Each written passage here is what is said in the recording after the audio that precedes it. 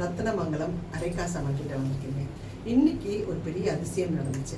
நான் இன்னைக்கு காலையில் கருமாரியம்மன் கோயிலுக்கு நானும் எனக்கு தங்கையும் கிளம்பணும். அந்த நேரத்தில் ஒரு டைரக்டரோட ஒய்ஃப் எனக்கு ஃபோன் பண்ணி, ஐயோ எங்கள் வீட்டில் ஒரு செயின் காணா போச்சு, எனக்காக நீங்கள் வேண்டிக்கோங்கம்மான்னு கேட்டாங்க. எனக்கு உடனே அரைக்காசம்மனுக்கு நான் வேண்டிக்கிறேன், கவலைப்படாத கிடச்சிரும், அங்கேயே தான் இருக்கும், கண் முன்னாடி நிற்கும் பாருங்க அப்படின்னு. நான் கருமாரியம்மன் கோயிலுக்கு போகிறேன், போயிட்டு வரதுக்குள்ளே நீங்கள் கிடச்சிருச்சுன்னு சொல்லுவீங்க அப்படின்னு. நான் கருமாரியம்மன் கோயிலுக்கு போயிட்டு வரதுக்குள்ள எனக்கு ஒரு 10 மெசேஜ் வந்துச்சு, ப்ளீஸ் கால் மீன்னு சொல்லிட்டு.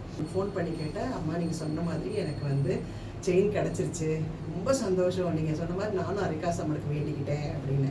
உடனே என் தங்க பக்கத்தில் இருந்த சுபா என்ன சொன்னா, அக்கா எனக்கு ரொம்ப நாள் ஆசை அரைக்காசம்மனை பார்க்கணுன்னுட்டு. கருமாரியம்மன் கோயிலிருந்து நேராக ரத்னமங்கலம் அரைக்காசம்மன் கிட்ட அப்படியே வேண்டிக்கிட்டோம்.